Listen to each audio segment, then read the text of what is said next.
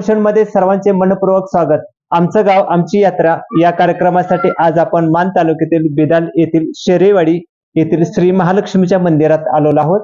आज महालक्ष्मीच्या मंदिरात यात्रेसाठी सर्व भाविक जमलेले आहेत. श्री महालक्ष्मी देवीचं आगमन कसं झालं, ही यात्रा केव्हा सुरू झाली आणि कशा कशा पद्धतीचे कार्यक्रम आहेत अशी विविध माहिती घेण्यासाठी आज आपण या भाविकांशी मनमोकळेपणाने गप्पा मारणार आहोत. नमस्कार. नमस्कार. तुमचं नाव सांगा पहिल्यांदा. तानाजी दारासो मगर. बर. आणि तुमचं? तुकाराम नागू मगर. बर. आता आपल्या बापू आणि दादा, आता एक सांगा की आपल्या ह्या देवीचा इतिहास काय किंवा काय माहिती आहे या देवीची तुम्हाला? देवीची वाडवडिलांची माहिती आहे. पहिलं देवी वाडवडिलांची देवळीचं बसले लक्ष्मीचं लग्न कार्य आमची ते वर्धावर जाताना बिदारला ते लांब पडत असल्यामुळे इथं आमच्या वाडवडिलांनी देवस्थान निर्माण केलं. बरं, किती वर्ष झाले असतील? त्याला फार 100 वर्ष. 100 वर्ष आपले 100 झाली आमची. तुमची 100 इकडे त्याच्या अगोदर 100-150 माणसं. आणि वाडी सगळी इथंच राहायला होती देवीच्या भोवती. जी शेरेवाडी आता आहे ती शेरेवाडी ह्या मंदिरा शेजारी आणि मंदिर त्या भोवती ही शेरेवाडी. अजून काय सांगतात? काय जुनच बरेच काळाचं ही देवस्थान आहे. बर. बिदाला लांब असल्यामुळे आमचं लग्न कार्याचं कुठं काय तिकडे जाताही नव्हतं, म्हणून वडील कार्याने हिथंच जी बसवली. हिथंच आपलं म्हणजे लग्नाचं पायाचं नवरदेवाचं पाया पडणे बर. ही परंपरा आतापर्यंत याच चालू आहे. बर. आता ही आपली देवी आहे का नाही, ह्या देवीच्या मंदिराच्या परिसरात मंदिर कुठले कुठले आहेत? महादेव आहे, महादेवच आहे आणि जिथं आंध्राची देवी म्हणून आहे बिदरला त्या देवी आंध्राचे आंध्रातले आंध्रातले अंजीर आंध्रातली आहे. आंध्रातली आहे म्हणते आंध्रातली देवी. आंध्रातल्या देवीचं नाव कसं काय? आंध्राची अंजिराची झाडं त्या परिसरात जास्त असल्यामुळं आणि तिथं त्या देवीचं वास्तव्य असल्यामुळे त्या ठिकाणाला आंध्रातली आहे हे नाव पडलं. धन्यवाद. तुमचं नाव सांगा आता. मी चंद्रकांत भुजबळ.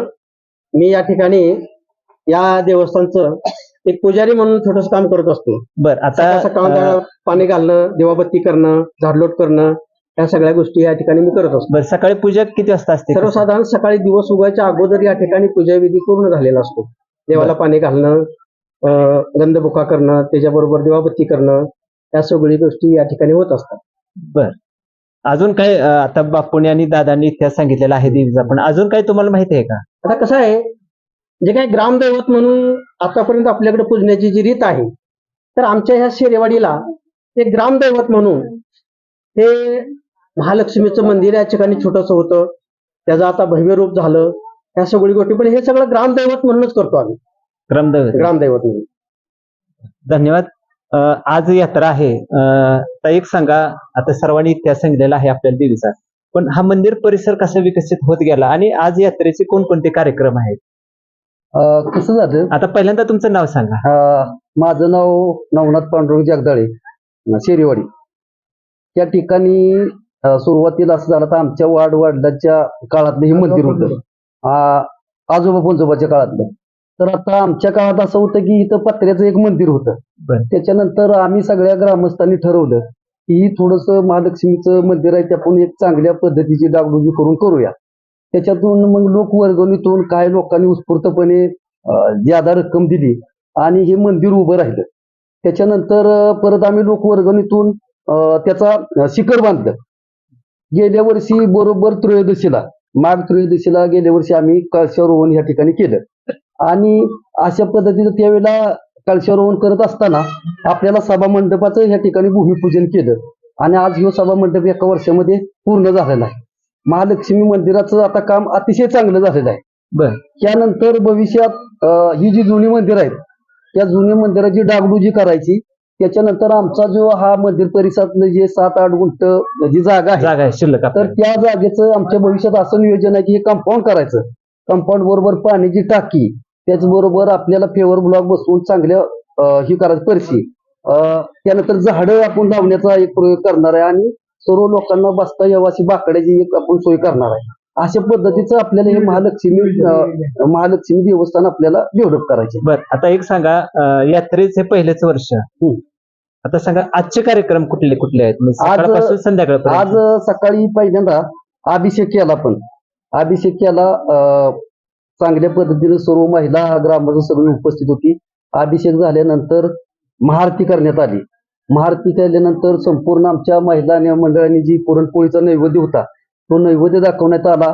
काही लोकांनी या ठिकाणी श्रीफळ वाढवलं, श्रीफळ फोडलं. त्यानंतर ओटी भरण झालं महालक्ष्मीचं. आणि हे सगळे कार्यक्रम झाल्यानंतर पुन्हा देवीची गाणी, त्या ठिकाणी देवीच्या गाण्याचा चांगला कार्यक्रम या ठिकाणी झाला.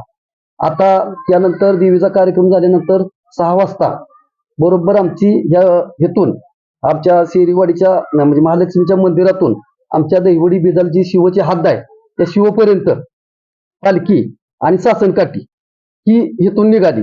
त्यावेळेला या पालखीमध्ये आणि सासनकाठीमध्ये शेरीवाडी असेल, खारवडी असेल, आडसो वस्ती परिसरातील सर्व ग्रामस्थ महिला उत्स्फूर्तपणे सहभाग घेतल्या होत्या. बँडवालं पथक होतं, त्याच्यानंतर पोतराज होता. अशा अतिशय उत्साही वातावरणामध्ये आमची महालक्ष्मीची यात्रा उत्साहात संपन्न झाली म्हणलं तरी चालेल. आता एक सांगा, आता हे आपल्या महालक्ष्मी मंदिर आहे, यात्रे व्यतिरिक्त म्हणजे वर्षभर कुठले कुठले कार्यक्रम होतात? यात्रेबरोबर कसं आहे, आता ही आमची आता पहिलीच वेळ आहे ही यात्रा करायची. त्याच्या अगोदर आमचं महाशिवरात्री, आता पलीकडे आमचं शंभू महादेवाचं मंदिर आहे, तर आमची एक महाशिवरात्रीचा कार्यक्रम असतोय. त्याच्यानंतर हनुमान जयंती आम्ही साजरी करतो. त्याचबरोबर आपला एक गणेश उत्सव असतो वाडीतला सार्वजनिक. आणि श्रावण महिन्यात आपण एक सप्ताह भरवतो, ज्ञानेश्वरी पारायण असतं. तेही आता 8 वर्ष पूर्ण झाले, तोही चांगल्या प्रकारे सप्ताह झालाय. त्याचबरोबर दसऱ्याला इथं सर्व महिला मंडळ असतात. आरतीला महाआरती असते आपली 9 दिवस. आणि दसऱ्या दिवशी गरबा रोज खेळायला जातो. आणि दसऱ्या दिवशी परत कार्यक्रम असाच आम्ही पालखीचा आणि सासनकाठीचा करत असतो. आता एक सांगा, आता यात्रा तुमच्या वेगवेगळ्या वर्षभर कार्यक्रम असतात, पण आता ह्या वर्षीचा पहिलीच यात्रा आहे तुमची. हो, बरोबर. आता भविष्यात तुम्हाला काय वाटतं की बाबा अजून आपण या यात्रेच्या कार्यक्रमात बदल करावेत किंवा कसं दृष्टीने बदल? आता असा विषय आहे, ऍक्च्युली आम्ही ही त्रयोदशी ह्यासाठी गेल्या वेळेला आम्ही ज्यावेळेला मुहूर्त काढला होता त्यावेळेला आमची भूमिका अशी होती की आमच्या वाडीमध्ये बरेचसे मगर परिवारातले लोक आहेत आणि त्यांचं मंदिर आहे. तर ती बोलायची यात्रा ह्यानंतर पौर्णिमेला असते लगेच दुसऱ्या दिवशी. तर आमचा उद्देश असा होता की आमच्या वाडीतली जी बाहेर लोक काम करणार आहेत ती, तर त्यांना इथं येता यावं आणि आपली त्रयोदशीची यात्रा झाली की लगेच पुढच्या दिवशी लगेच बोलायला येत आहे, म्हणजे दोन्ही यात्रा त्यांना करता यावी. तर ह्या दृष्टीने आपण हा मुहूर्त निवडला होता आणि त्या पद्धतीनं चाललाय. आता भविष्यात तुम्ही म्हणसाल तर बघू, आता सर्व ग्रामस्थांच्या ह्यानं पहिलंच वर्ष आहे. आपण भविष्यात आता खरं तर जागरण घ्यायचं होतं किंवा भारुड घ्यायचं होतं किंवा कीर्तन, अशी वेगवेगळे कार्यक्रम ठेवण्याचं आहे नियोजन भविष्यात. धन्यवाद. तुमचं नाव सांगा पहिल्यांदा. पुष्पलता तानाजी मगर. बर, आता हे सर्व इतिहास सगळे सांगितलेलं आहे, तर महिलांचा सहभाग कसा असतो आपल्या कार्यक्रम? महिलांचा सहभाग सगळा असतो. काही कार्यक्रम असताना तर सगळ्या महिलांचा होतो, त्या सगळ्या कार्यक्रमात भाग घेते त्या. आणि सगळ्या महिला उत्सुक असते त्या, म्हणजे कोणी नाराज नसते त्या. सगळ्या काही सगळं आपला घरचा कार्यक्रम किंवा आपल्या देवीचा कार्यक्रम म्हणून घरचा कार्यक्रम म्हणूनच करते त्या सगळं. धन्यवाद. त्यालगावच्या हद्दीतील शेरेवाडी हे एक छोटंसं गाव आहे. खरं तर या छोट्याशा गावात पण महालक्ष्मी देवीचं मंदिर आपल्याला पाहावयास मिळालेलं आहे. या श्री महालक्ष्मी देवीची यात्रेचे हे पहिलेच वर्ष आहे, पण या मंदिरामध्ये वेगवेगळे वर्षभर कार्यक्रम होत असतात. हे आपल्याला मानदेश भूषणशी बोलताना भाविकांनी सांगितलेलं आहे. खरं तर छोटंसं मंदिर पण कमी कालावधीमध्ये त्यांनी एक चांगल्या पद्धतीचा मंदिर परिसर विकसित केलेला आहे आणि अजून भविष्यात यात्रा वाढवण्याबरोबर मंदिर परिसराचा विकास करण्याचा त्यांचा मानस आहे. खरं तर हे सर्व भाविक मानदेश भूषणशी बोललेले आहेत. सर्वांना मनपूर्वक धन्यवाद. आपण थेट आलोय ते श्री महालक्ष्मी मंदिर परिसरात आलेलो आहोत. आपल्याला मंदिर परिसर दिसत आहे. खरं तर छोटीशी वस्ती, पण या वस्तीमध्ये खूप सुंदर मंदिर बांधलेलं आहे. आपल्याला देवीचं दर्शन झालेलं आहे, मंदिरातील देवीचं दर्शन झालेलं आहे. या देवीच्या दर्शनानंतर जी मूळ देवी होती या शेरेवाडीकरांची महालक्ष्मी, त्या देवीचंही आपल्याला या निमित्तानं दर्शन झालेलं आहे. मूळ मूर्तीचं आपल्याला दर्शन झालेलं आहे. आणि त्यानंतर आपण बघतोय ते यात्रेनिमित्त विविध कार्यक्रम सकाळपासून संध्याकाळपर्यंत आयोजित करण्यात आलेले होते. अभिषेक असेल, आरती असेल, देवीची गाणी असतील, पोतराजाची गाणी असतील, असे विविध कार्यक्रम आपल्याला पाहायला मिळत आहेत. आरतीचा कार्यक्रम आपण पाहत आहे. भाविक मंदिरात आरतीसाठी जमलेले आहेत आणि मनोभावे ही आरती देवीची चाललेली आहे. आपल्याला देवीची आरती ऐकायला मिळत आहे आणि थेट आपण आता देवीची गाणी ऐकतोय. महालक्ष्मी म्हटलं का देवीची गाणी, पोतराजाची गाणी होत असतात. आपल्याला देवीची गाणी ऐकताना पाहावयास मिळत आहेत. आता आपल्याला पोतराजाचं गाणं ऐकायला मिळत आहे. खरं तर यात्रेचा शेवट हा पालखी झालेला आहे.